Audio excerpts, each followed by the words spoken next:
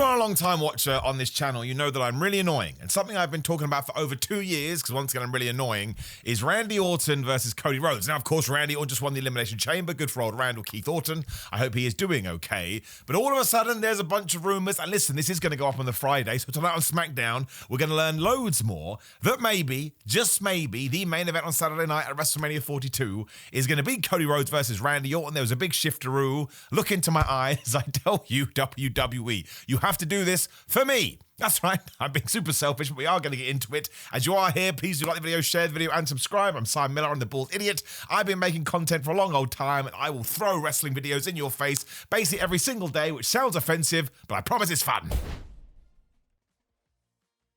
So yes, Randy Orton versus Cody Rhodes is something I've wanted to see for ages, just because I think it writes itself. Now, I am recording this, say 6 weeks out from WrestleMania, and that was always my big question. Like, actually, when you sort of fantasy booked where WWE was at the time, and matches that were quite obvious, it was like, well, where the flub are we going to get Randy versus Cody? Because I feel like it needs a lot of, so what I'm looking for, just input and a lot of depth. So 6 weeks before WrestleMania, if we do kick it off on the Friday, which will be the 6th of March, I think I'm all right with it because I would expect that it goes past WrestleMania. And the reason I think it needs to be knee deep and the reason I think it needs to go on for a long old time is simply because they have so much to talk about. Like, you can go back over 10 years now, way before 10 years, and you can get all the stuff with Legacy, with Ted DiBiase, with Cody Rhodes, with Randy Orton. Then all the times when Cody had left the WWE, he talked about Randy Orton, and when he came back, and in many ways, we were teasing this, Randy Orton would be like, Cody, you are my favorite person in the world. And there was an interview from 2011, like a real interview, not a joke interview, with Randy saying, I think we all need to keep an eye on this kid known as Cody Rhodes because he could be world champion one day. You can just talk, especially because you can Google it right now. Cody also has a bunch of stories about the old Randy Orton. I'll just leave it there. But I just think that it is drowning in excitement. It's drowning in depth, like I said. There's so much layers you can do here. And, of course, it gets super exciting. Are WWE going to keep it like Roman Reigns versus CM Punk? Or are we going to get a heel turn? Like, you can argue that maybe Randy Orton teased that at the Elimination Chamber, but not really. The reason he hit that RKO after Drew McIntyre had been an absolute moron is because it was the King of the Ring final, I believe, when Orton hesitated, right? He was going to take out Cody Rhodes with the punt. He changed his mind. This time he was like, nope, I want to win this thing. He hits the RKO. And of course, Cody will have something to say about that this evening, I'm sure. However, you'll now be going to me, Simon, how is it going to be Cody Rhodes or Randy Orton for the WWE title? Of course, if you're in the main event, it's going to be for a championship. And I suppose that is the sad side of all of this. But ultimately, as much as I like the man we're about to talk about, there is nothing more important than being invested in the event. Because I would love for Drew McIntyre to get to WrestleMania 42 as the champion. I think if anybody has earned it, deserved it, used one of those words, it is Drew. And of course, because he is from Scotland and he is a champion, all of a sudden everyone in England goes, he's from the United Kingdom. We have a habit and a tendency to do this in a lot of sports. Shout out to Andy Murray.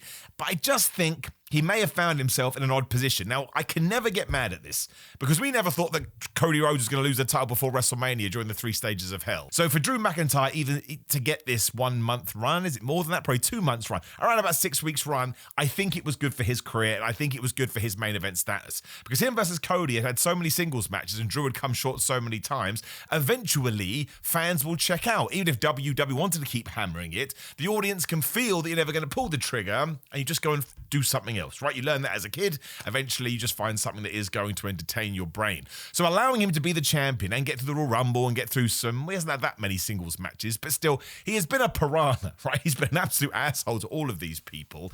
But that's kind of the issue here. Unless you were going to do a massive multi-man, which I did predict, and again, I'm an idiot, you are going to take the idea of the Elimination Chamber and you're going to throw it in the sea. Even Drew McIntyre would be like, well, if it turns into a multi-man, I better go and do some chatting to Nick Aldis because what the hell is going on here? Because if you are having a #1 contender match, and then all of a sudden 3 people in that thing become the #1 contender, or even worse, people that couldn't even qualify for the Elimination Chamber. Next year, why even bother trying to get in the thing? You may as well go and be an absolute annoying panda yourself. But of course, it doesn't mean he's the odd man out, just because you could do Cody Rhodes versus Drew McIntyre, but we just touched upon that. We've done it too many times, and that's why people aren't excited about it as the main event of WrestleMania. It's nothing to do with Drew, and it's nothing to do with Cody. It's the fact that match has been done to death. It's just the truth.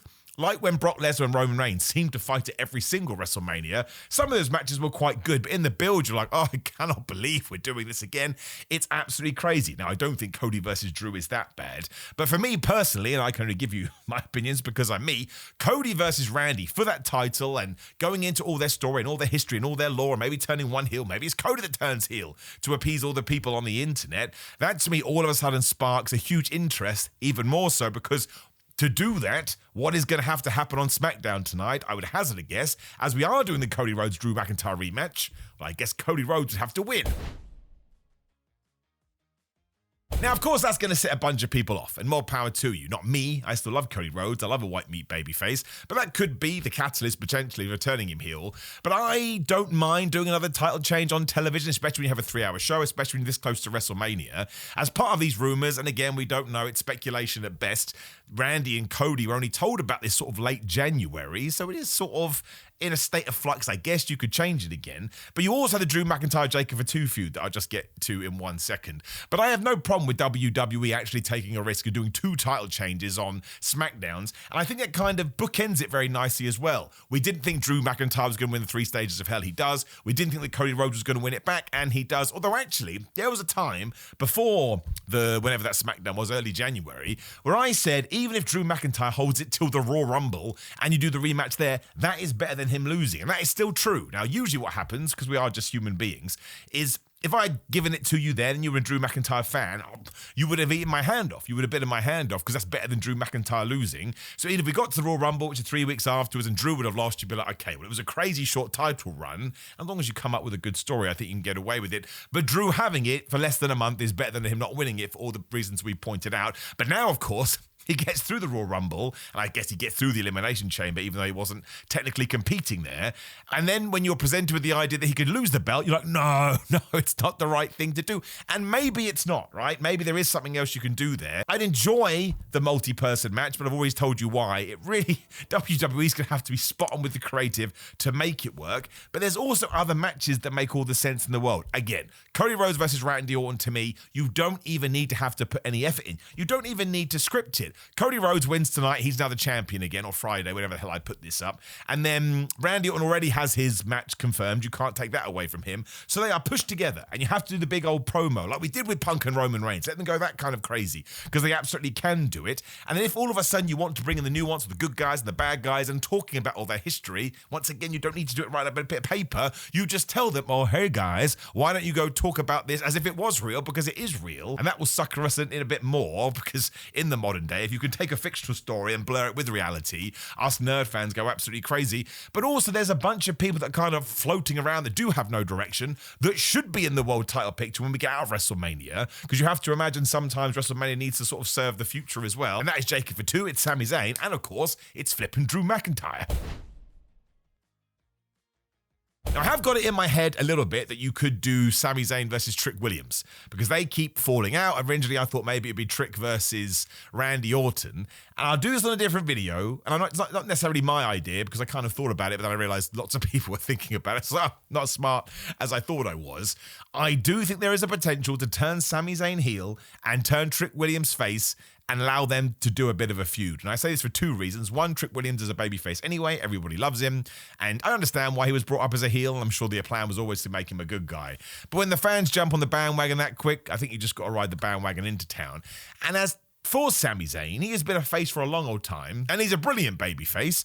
But I think sometimes when you do look at your roster and you realise people have got a little bit stale, stale's not the right word. I just think we need to do something different with him. And we know Sami Zayn can play a heel, and one of the versions of Sami Zayn we've never seen in WWE is the more Schneidy heel, the more dangerous heel, the more, what's the word I'm looking for? But a guy you're just not sure you can trust, because of course before he was like the comedy villain, right? And he was worried about conspiracies, and he was over the top, and he sat in an electric chair one day and he said the words AEW. This is all true if you're a brand new fan. Wrestling used to be terrible back in old WWE. So I actually think there's a version of that character that could be super interesting. It could sort of inject some life into him. And if the plan, maybe later in 2026 or in 2027, is for Sami Zayn to become the world champion, well, then you can get the redemption arc as well. He doesn't need to be a heel all year long. Well, he can be for a year, but early 2027, you can start flipping him back again. It also sends Trick Williams off to the races. So those 2 guys are taking care care of. So if we do move Sami Zayn over there, I think Drew McIntyre versus Jacob for 2 with the reveal. I know it's boring, but sometimes the boring reveal is the right thing to do,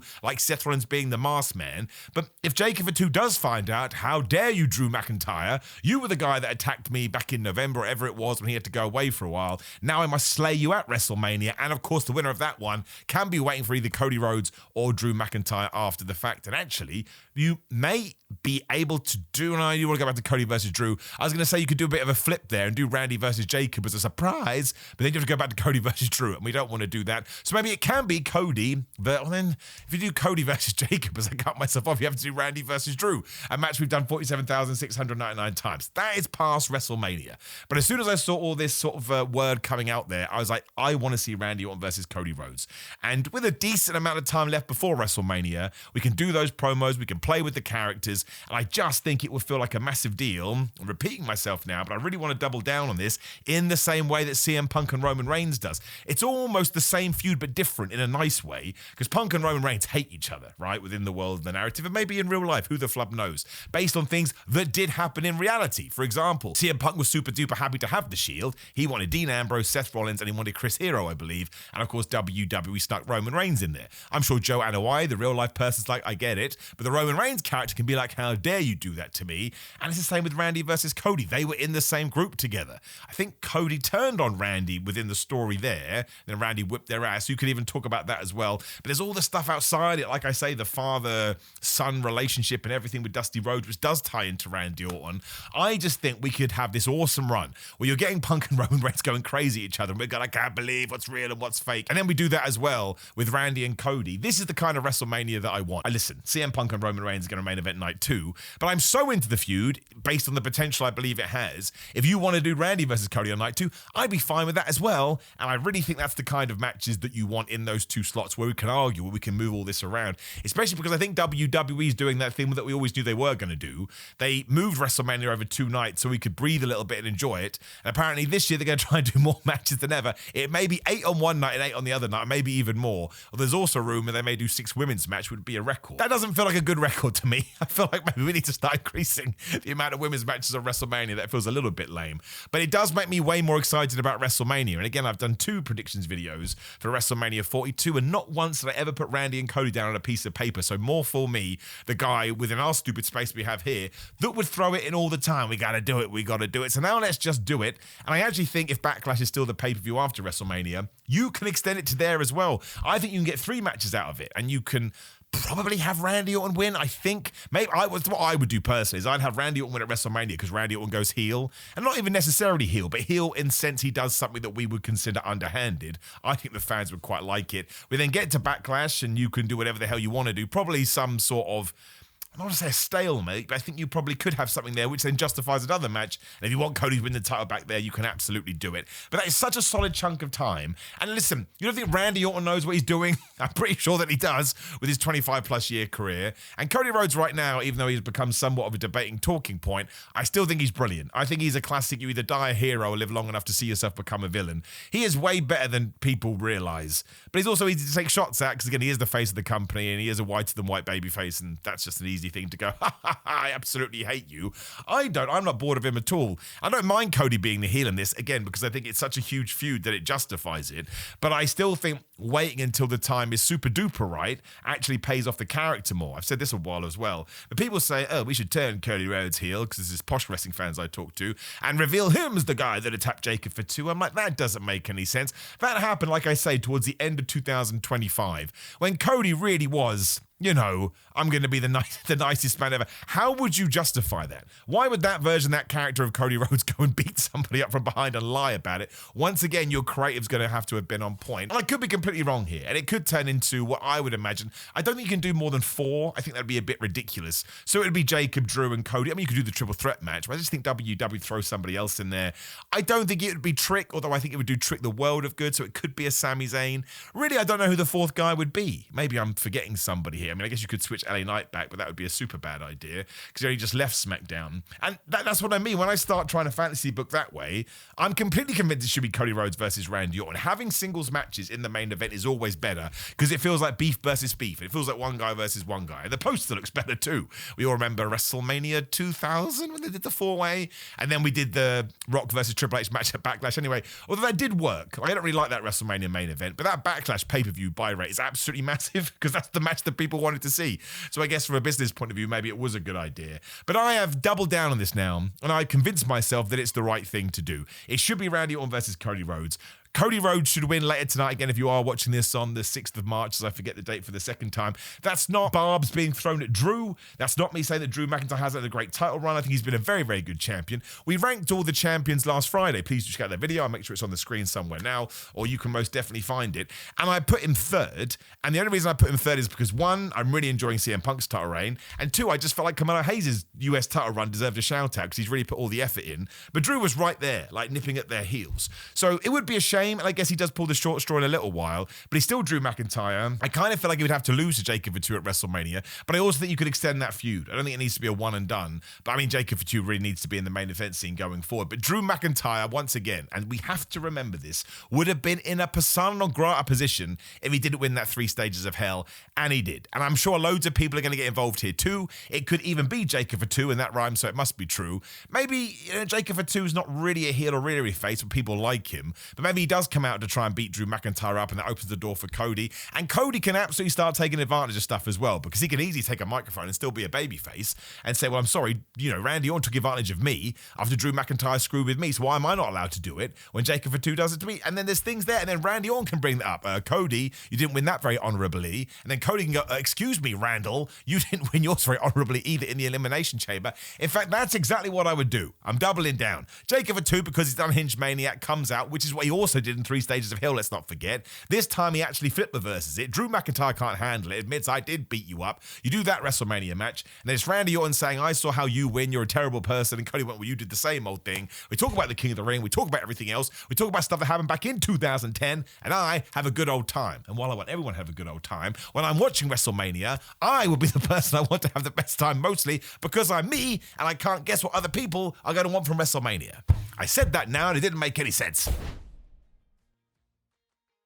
Now listen, I already know there's people that do not want to see Cody Rhodes versus Randy Orton. There is a comment box down there. Drop me a line, let me know why. Don't just say it's something ridiculous because I don't like Cody Rhodes. Give me something more, man. Let's get into it here. Let's have a proper conversation. When you are hanging out playing Nintendo, please do like the video, share the video, and subscribe. I'll put that ranked video on the screen right now, so please do give it a click. It's basically because some people told me that they didn't get a notification for it, which just hurts me deep in my soul. But a lot of effort into these things, so please do go and watch it.